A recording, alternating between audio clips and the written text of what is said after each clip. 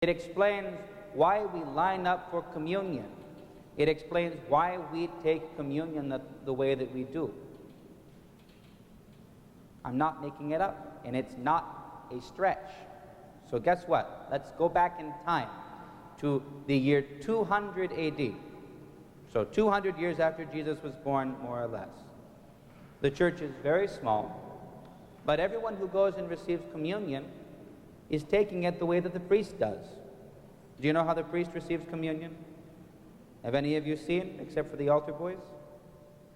The priest takes a piece of the amnon, of the consecrated bread, of the body of the Lord, and he puts it in his hand. He puts his right hand on top of his left hand, and he eats the body of the Lord. And then he takes from the chalice and he dips it into his mouth, and he drinks the blood of the Lord, the consecrated wine. But in the year 200 AD, everybody did this. First, the priests took communion, and then the people would have gone inside the altar. All the people, the men and the women, the boys and the girls, and the babies. Everybody is going inside the altar. They're going up to the altar table, and they're taking communion. I have a story about this, actually, about Presitera. Because now we know that you're not supposed to stand close to the altar, and the girls aren't supposed to stand close to the altar at all. We were in a museum before I was ordained, Presitera and I, and we're looking at some chalices and some patens from Byzantium. This was in Washington, D.C. And they're all on this beautiful table that's overlaid with silver, and it has words written in it, but she's not paying attention to the table because she's looking at what's on the table. And she says, wow, can you believe how big that paten is? Because the disco is like this. It's like, not even like a frisbee, it's like a dinner platter. And I say, mm-hmm. And you see the altar table that it's on? And I swear, a basketball player would have been proud of the jump that Presitera made to get away from being too close to the Ayia Trapeza. Right? Now she's turning red. Okay. Because we know this. We know that only the priest is supposed to be close to the table and that girls aren't allowed in the altar. But it didn't used to be this way. Everybody would go inside and they would take communion together in the same way as the priests do even now. Except, well, the priest would place the body of the Lord in the people's hands, like the bishop does to the priests. Have you seen how the bishop gives the priest communion? This is how everybody would have been given communion by the priest in the year 200 AD. When the churches were small, and there were maybe 30 or 40 people in every community, not 300 or 400 or 3,000 or 4,000. So what changed? Well, in the year 200 AD, there was a persecution.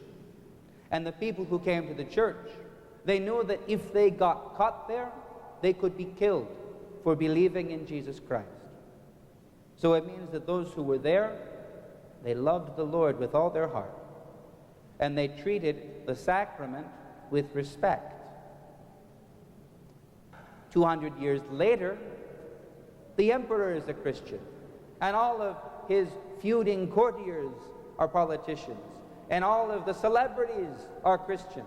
And everybody is coming to the church and they're gossiping about who has the best hairdo and who has the longest earrings and who is wearing the most ridiculous necklace and who has the nicest clothes and where they bought them from. And oh, did you hear what that person did? In short, it became like church these days.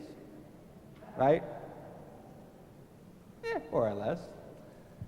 And the problem is that the people aren't being careful with communion anymore.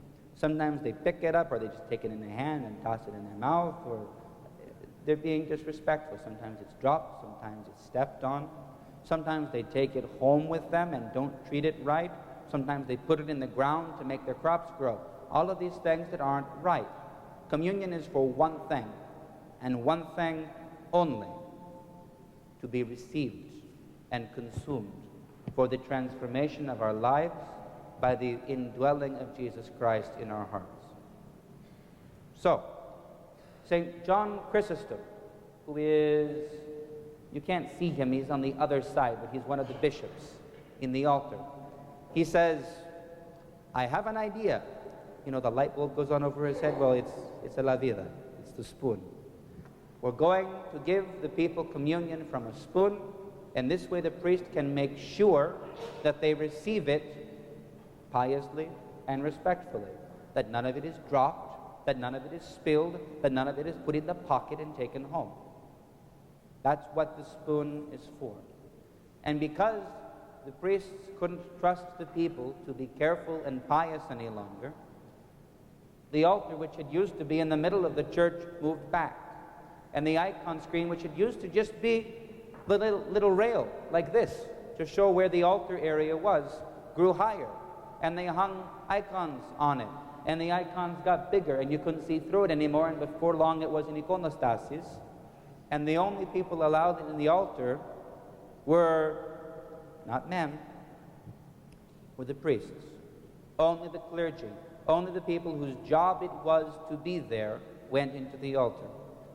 And then, as things calmed down and everyone kind of learned how to be respectful again, they started letting some young men, some boys, go in to help, to be an extension of the priest's job. And that's the important thing to know. It's not that girls aren't allowed in the altar. It's that nobody is allowed in the altar who doesn't need to be there. In places where there aren't young boys or young men or anybody else to help the priest, guess who goes into the altar to help the priest? The girls. Usually they're grown a little bit older and they're nuns, but still, sometimes the girls go into the church and help. Sometimes they go in and clean, sometimes they carry the candle. It happens, because the rule isn't only boys in the altar, the rule is only the priest and those who he needs to help him in the altar. So, but I wasn't going to talk about that so much. It's just interesting. We'll talk more about that next week. I wanted to talk about receiving communion with respect, because that's what the spoon is about. Do you know how to receive communion? There are a few steps, and I'll show you. The first step is to make the sign of the cross. But you don't make the sign of the cross when you're right in front of the chalice. Do you know why? Because you could accidentally hit the chalice as your hand is going up. So when do you make the sign of the cross? You make the sign of the cross while the person in front of you is taking communion. Okay, that's very important. You make your cross before it's your turn, so that by the time you're there, you're ready. What's the next thing you do? You look up. Some people look down when they give communion, and I can't see into their mouth. And that makes me nervous, because if it drops, I won't be able to see. So you put your head up. Then you open your mouth. You open your mouth like this. You open your mouth like this. What is this? Father makes faces for the people? Okay. You open your mouth like this, so that the priest can see and can put the communion inside of your mouth. Then what do you do? First, before you swallow, you close your mouth. You close your lips around the spoon so that the priest can take the spoon out and nothing falls or drops. And then you wipe your mouth on the cloth. So, you make a cross before it's your turn. You put your head up, you open your mouth, you wait for the priest to put the communion in. You close your mouth, you let the priest take the spoon out, and then you wipe your mouth. And then you go away. Let me make very clear. Some of you have the order wrong. You think that the order is put your head up, open your mouth, have communion, go in, and walk away. And I have you seriously turning away while the spoon is in your mouth. And I'm like, ah! I don't say that. That wouldn't be dignified. But in my mind, I'm going, ah! Because my job is to make sure that communion doesn't fall. And if you don't help me, then I have a very nerve-wracking job. So that's what the spoon is for. So remember, make your cross before it's your turn. Put your head up, open your mouth. Let communion be placed there. Close your lips. Let me take the spoon out. Wipe your lips, and then you walk away. It doesn't take long. It takes longer to explain than it does to do. But all of those things are important. And especially for those of you that like to turn away while the spoon isn't still inside your mouth, I'm talking to you. It's usually young boys between the age of 4 and 8 for some reason. Not always. Sometimes it's young girls, but usually it's young boys who are in a hurry to get somewhere and do something. I don't know why. So, did I fulfill my promise? Did I explain how the spoon has to do with why the priest goes into the altar and why we have an icon screen and why the girls don't go in? We'll talk more about that last part next time, I think. So, now let's stand up and let's take communion.